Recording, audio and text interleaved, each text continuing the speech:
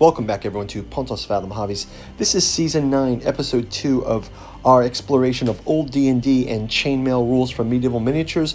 We are playing the Crusade Battle of Arsuf, Templars and Hospitaliers versus the forces of Saladin.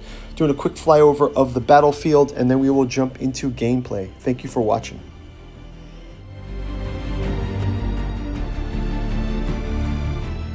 Okay, we just wrapped up round number 1 of our Battle of Arsuf, Templars and Hospitaliers versus Saladin. We've got our chainmail rules on the table. I've got some reference guides I've printed out as well, just to help me manage the game while we're playing live. Before we jump into round 1, we'll just kind of quickly go into round 2. We have Templars leading up the charge. We've got heavy foot here, and we've got Hospitaliers in the back. The Hospitaliers are going to flank out this way. The forces of Saladin are coming up from the coast. A couple guys down here. And while this main group of archers, they're just out of line of the archery line here. We think our arrows are going to start to fly this round. So basically we had arrows in the dust last time, but in this one, the forces of Saladin don't really need a victory here. They just need to make it so that the Crusaders don't win, right? They're in home turf here.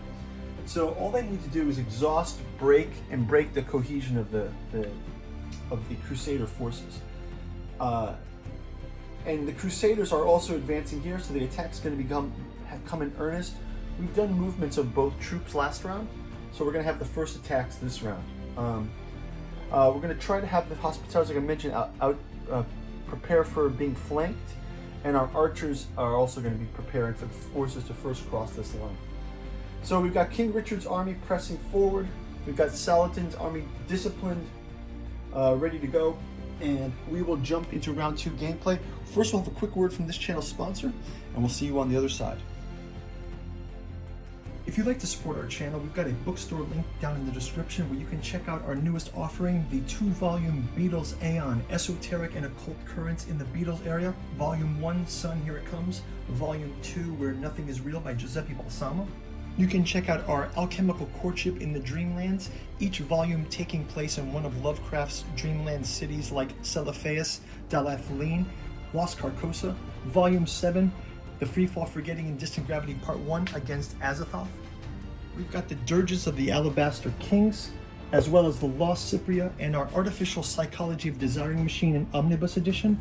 Also, our Alchemy and Anthroposophy in the Dune Saga. Special thanks to Nereus Media for their Xenodemonicon of Ben Samagos political satire, ending in the Trump trilogy. And finally, the 6 volumes of the Catu Journals out of Lovecraft's Providence by August Moldenhauer and Giuseppe Balsamo, also available in an omnibus edition. Now back to our program. Okay, without further ado, let's jump into round 2. I'm going to go ahead and we're going to get our initiative rolls here. Let me tie up here. Let me tie it twice, look at that.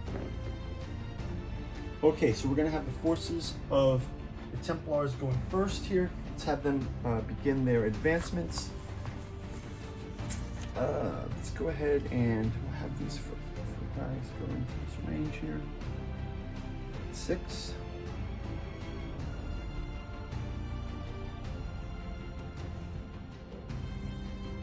And we'll have these guys following as well.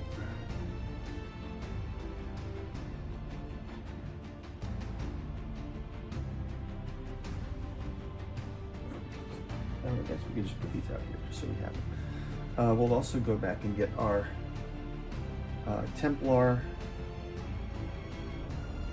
heavy infantry. We've done several seasons of the miniatures. We just did a jousting episode, sort of for the Night of the Seven Kingdoms. We used the Chainmail's jousting rules on that one. There's a whole jousting section here. And then we also have done another Hospitalier and Crusader battle. Just give you guys a look at these guys. These are pretty DIY DIY, but we do have a painting video that we did these. Picked these up for like $1 on the internet.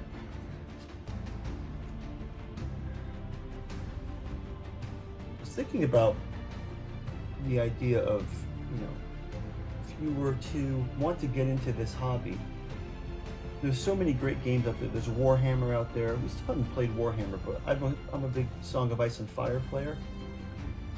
But I find that if you go back to these rules, you can get a lot of the same satisfaction. Now, these games are great. They've got great rules. They got great looking minis.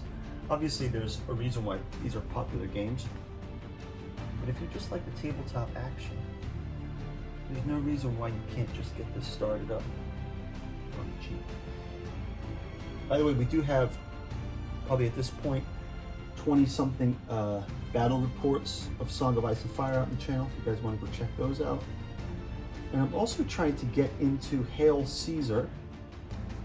You know, I like to have the miniatures painted, right? So we did start part 1 of painting Scipio Africanus's miniatures on the channel, but I have yet to. Let's have these guys just move over this way. And just stack them like this.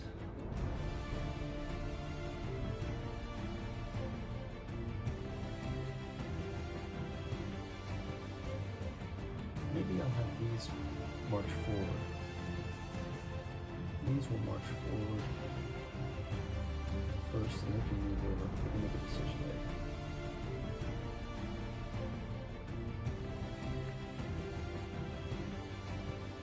And the rest of them will kind of march like this. Let's just go side march. Yeah, Hail Caesar, we started a Hail Caesar paint through. Haven't quite finished that yet, but the video's out there on the channel. You can go check that out. But I am looking to get those on the table. I'm also looking to maybe just try out the Hail Caesar rules. Maybe I'll do that. If anyone's interested in another one of these, instead of using Chainmail, we'll use the Hail Caesar rules. Let me know. I will get that set up. Okay, so I think at this point, we do have these guys all in range. So what I'll do is I'm gonna have the forces come around like this instead, as far as movement goes.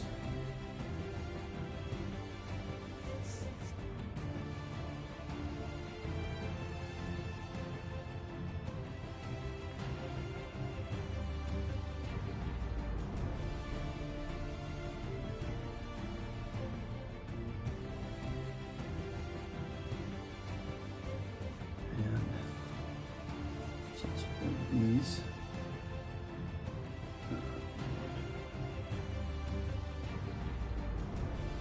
And have these guys go through the middle.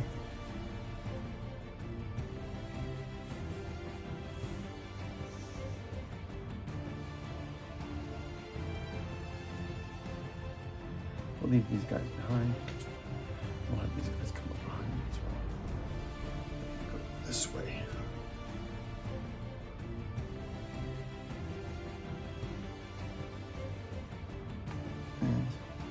These guys up.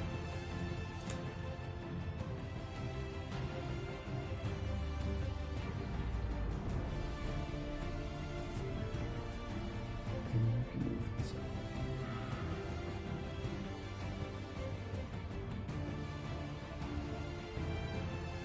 Yeah, so first round here to have combat, it will just be the arrows fired, but we'll still have to roll some dice. And we'll wait until we get into the melee range, which will probably be by next round. But let's go ahead and do that arrow attack now. Let's just do a quick check-in on the arrow attack. Right now we've got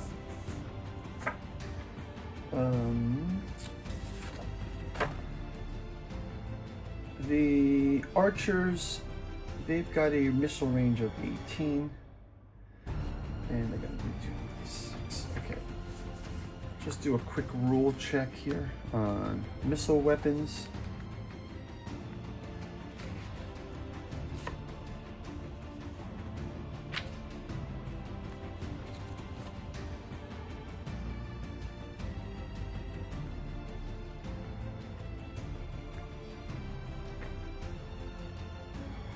Missile troops interspaced with other footmen forming a defensive line may refuse combat and move back 3 out of melee range. However, if other footmen who are meleeed are killing or driven away, the missile troops must fight if the attacker is able to continue his charge forward. So missile troops have the ability to fold back. So these guys can kind of move through the archers, like as we're doing right now. So that's one detail that's interesting. Let's try to see if that we can get that enacted. And then other things are firing table, number firing 1 to 2, 3 to 4, 5, 6. Armored 1 to 2, 3 to 6. Number of ranks permitted to fire. 2 ranks of missile permitted to fire, provided the first ranks are missile troops. Split move and fire, pass through fire, and rate of fire. Okay, let's go ahead and do let's do our first rolls here.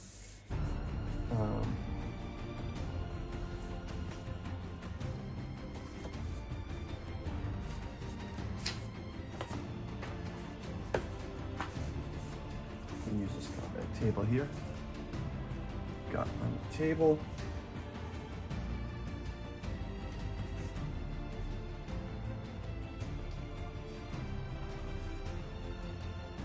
Okay, so let's go ahead and give them one, 2.